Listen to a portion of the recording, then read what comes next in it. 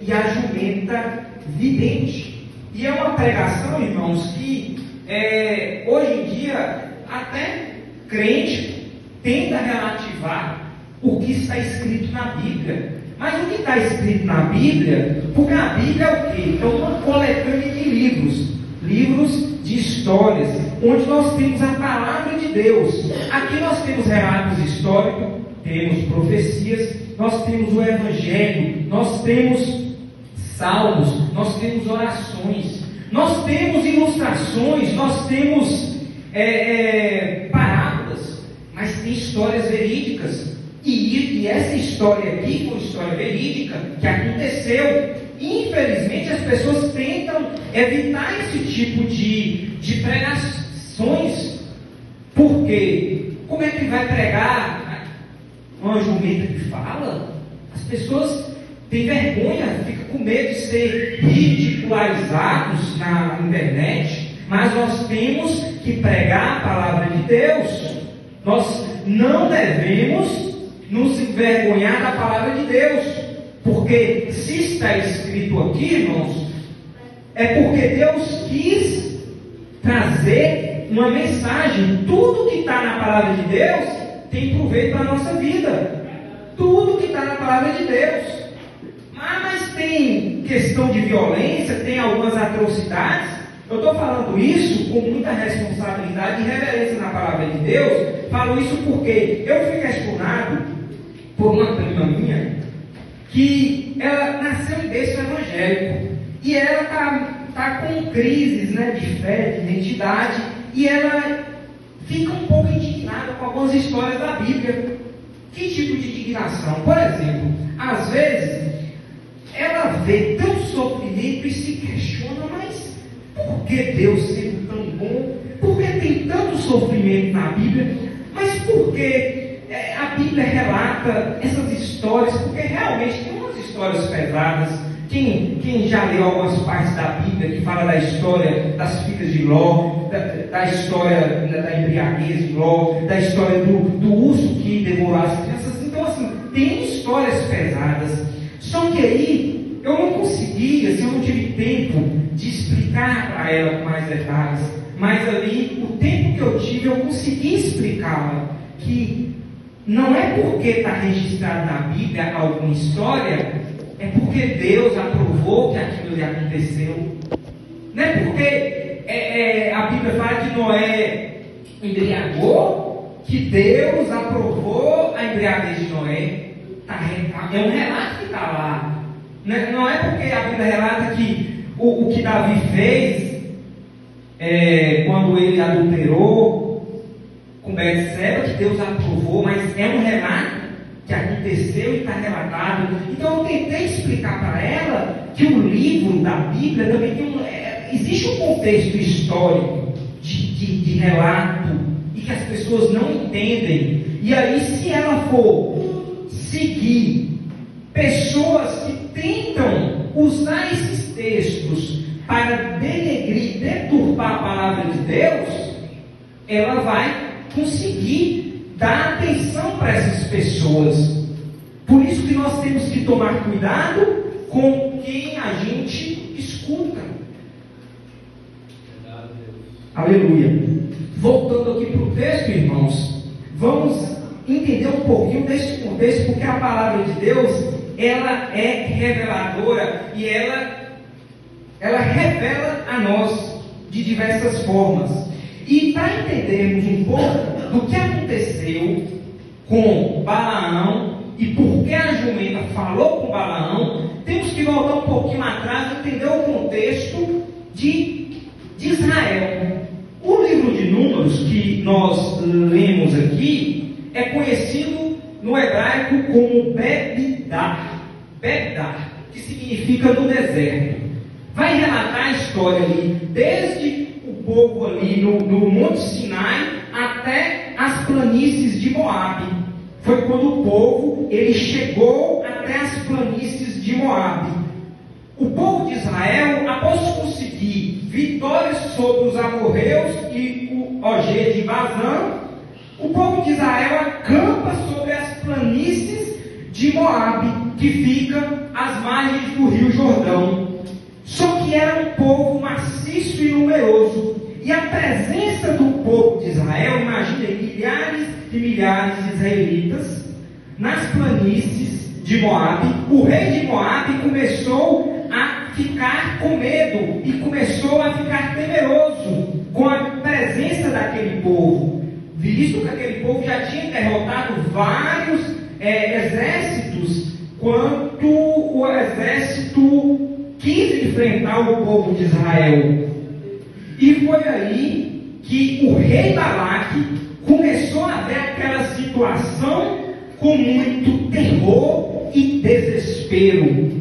E foi aí que aconteceu que Balaque tomou uma atitude. E essa atitude aqui, irmãos, os irmãos vão entender o contexto. Mas antes, é bom a gente saber quem foi Balaque. Eu estou falando isso, pode até adiantar aqui. Eu estou falando isso porque a Bíblia fala as referências de Balaque, do rei Balaque, e as referências de Balaão. Balaque fala, filho de Zippor, rei dos Moabitas. Eles estavam desesperados.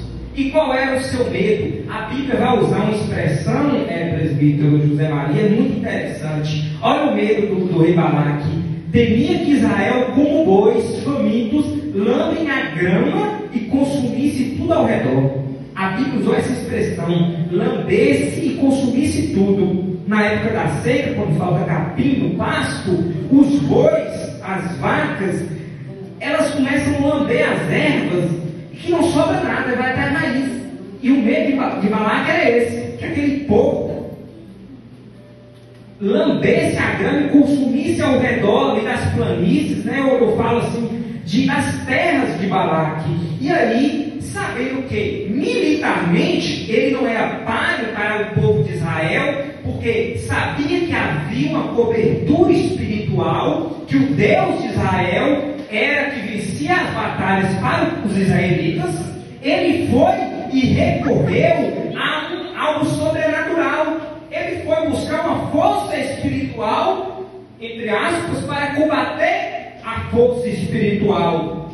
Então, Balaque temia de ser derrotado pela força dos israelitas e pela força do seu Deus. E aí, o que ele fez?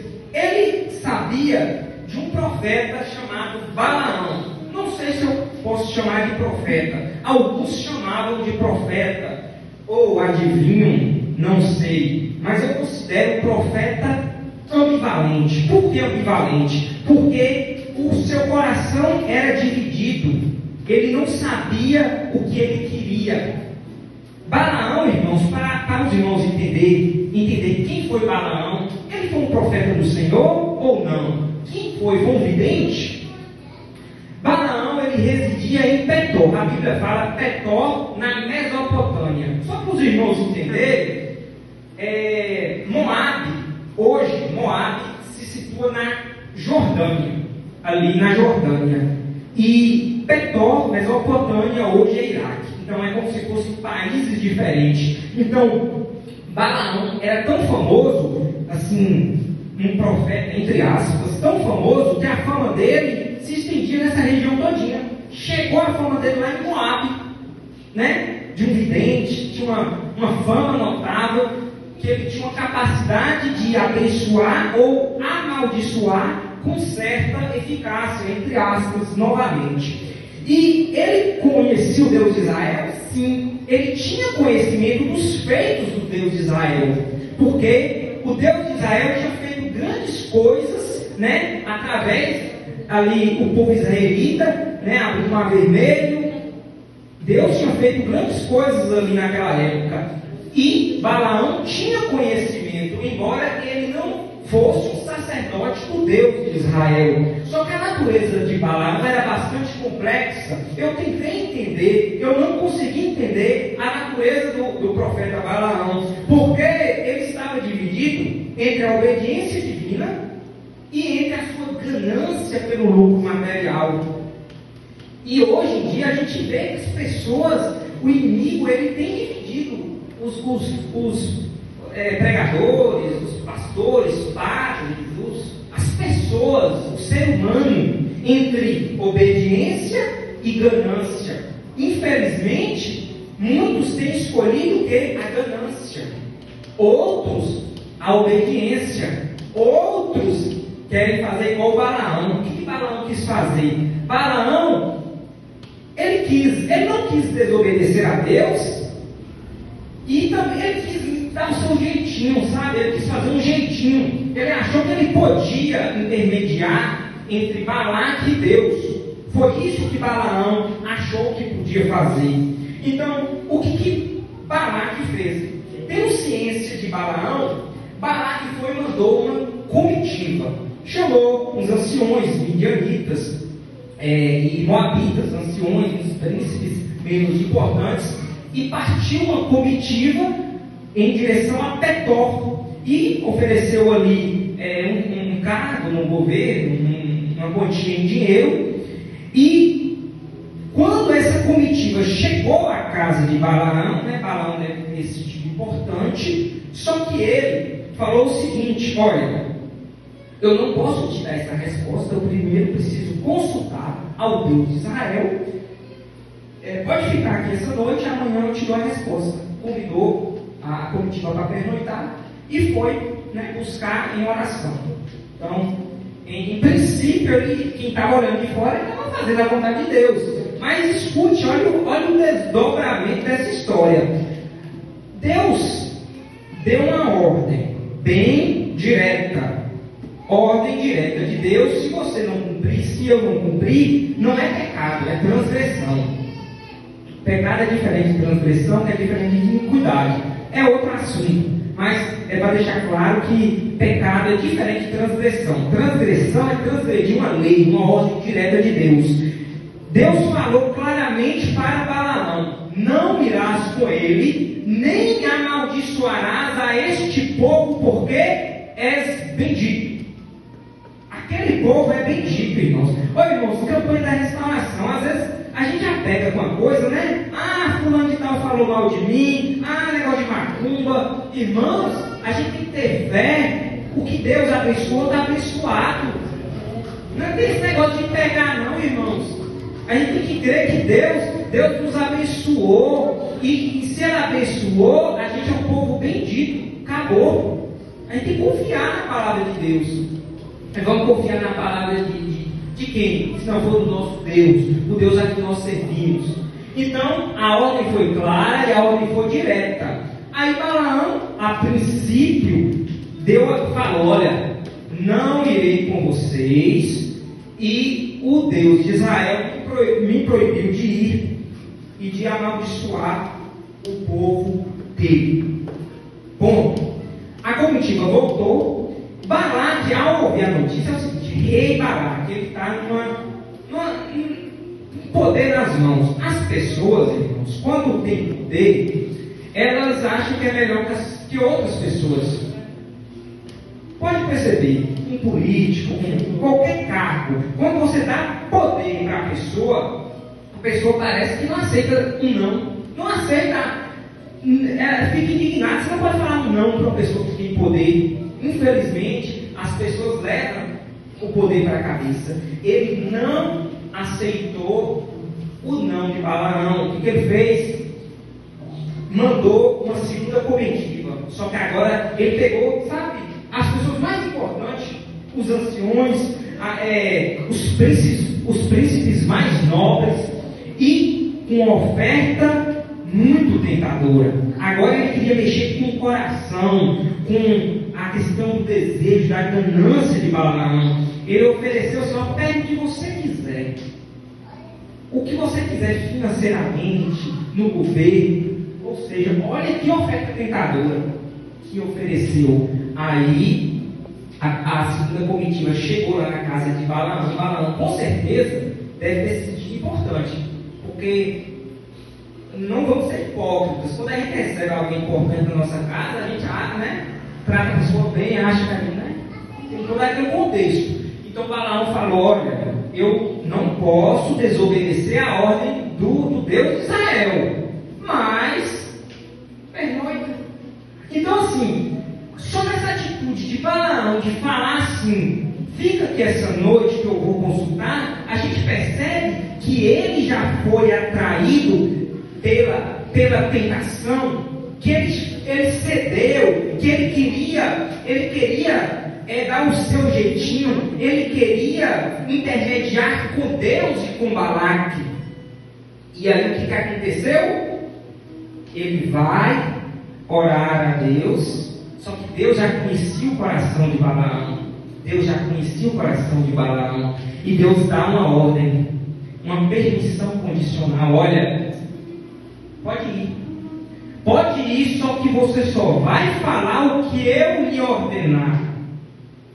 E Balaão, no outro dia, arreia a sua jumenta e parte para Moabe. E ali, já movido pela ganância, com certeza pensando na questão financeira que ele ia receber, ele parte ali, junto com os príncipes para Moabe. E a Bíblia fala que o anjo do Senhor se coloca no caminho como adversário.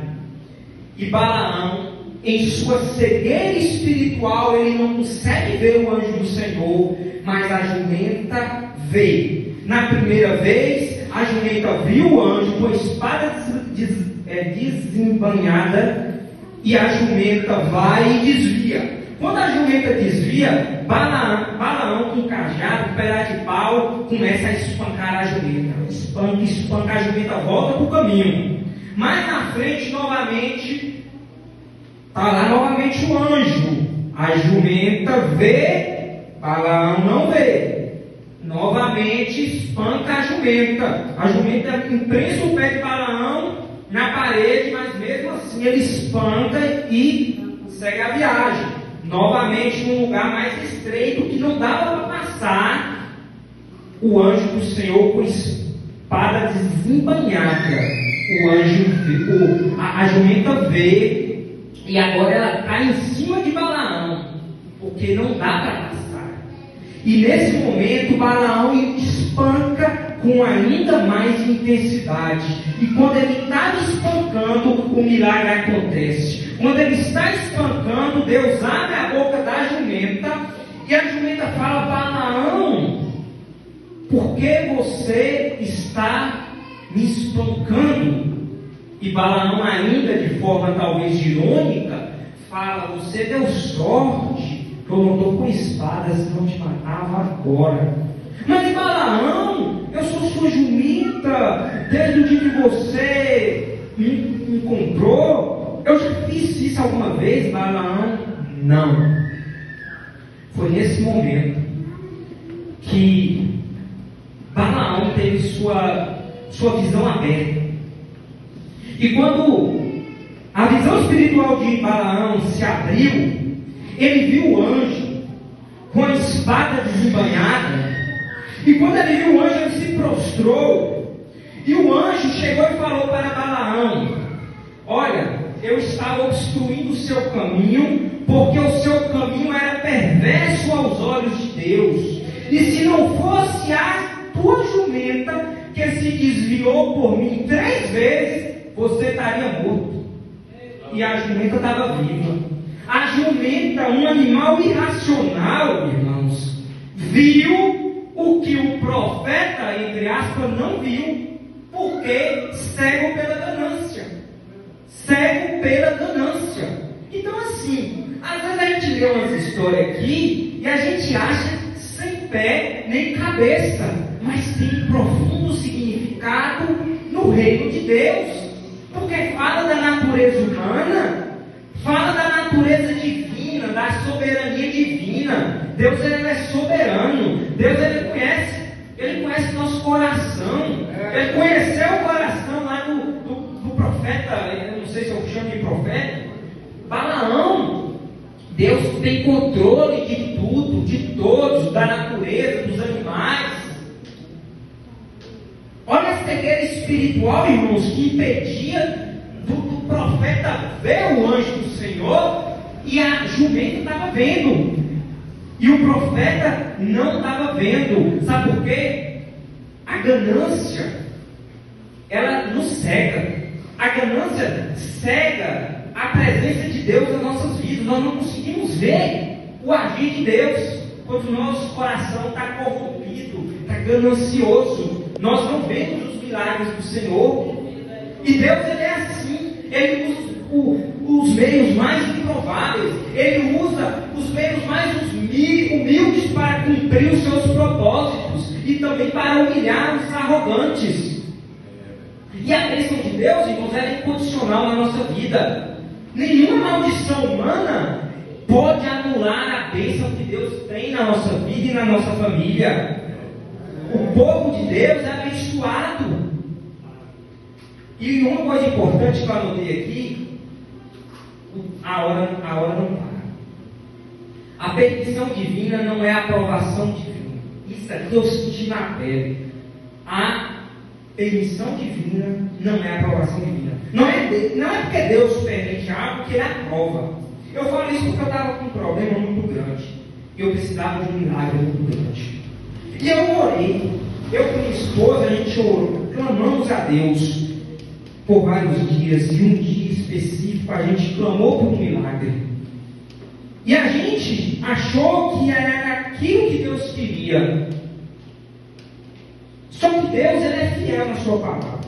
A palavra de Deus fala que o que é ligado aqui na terra é ligado lá no céu. E Deus cumpre a sua palavra. E Deus escuta a oração. E Deus cumpre o que pedimos com fé, a gente recebe. E Deus, Ele fez um milagre naquele dia. E foi um milagre, não foi um milagre nenhum, foi um milagre grande. Onde nós nos alegramos, glorificamos a Deus. Só que, e aí? Foi a aprovação de Deus? Será que foi a aprovação de Deus?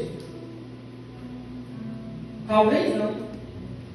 Porque a permissão divina não é a aprovação. Deus permitiu Balaão seguir. Só que Deus aprovou? Deus não aprovou não, porque Deus já tinha dado uma ordem. A ordem era: não irás com ele, nem amaldiçoarás o povo que é bendito. Então, irmãos, grave essa frase: permissão divina não é aprovação. Só que Deus é tão soberano, tão perfeito, que Ele usou a desobediência de Balaão para expor o que estava aqui, no coração de Balaão, e para demonstrar aqui, esse texto de Números 22, soberania absoluta de Deus. Deus é soberano. Deus é soberano. E aqui é um alerta para nós, para mim, para ti, sobre ganância espiritual. É uma advertência de Deus, para que nós, ao buscarmos ao Senhor, nós não buscarmos a Deus pelo que Ele pode nos dar, nos oferecer, mas pelo que Ele é. Primeiro pelo que Ele é. As demais coisas serão acrescentadas. É necessário discernimento por nossa parte. É necessário, irmãos, coração puro, coração reto, para ter sensibilidade de ouvir a voz de Deus. De ouvir a voz de Deus. A verdadeira restauração reside na submissão completa à vontade daquele que é Senhor de toda a criação. E eu agradeço a oportunidade, em nome de Jesus, que Deus possa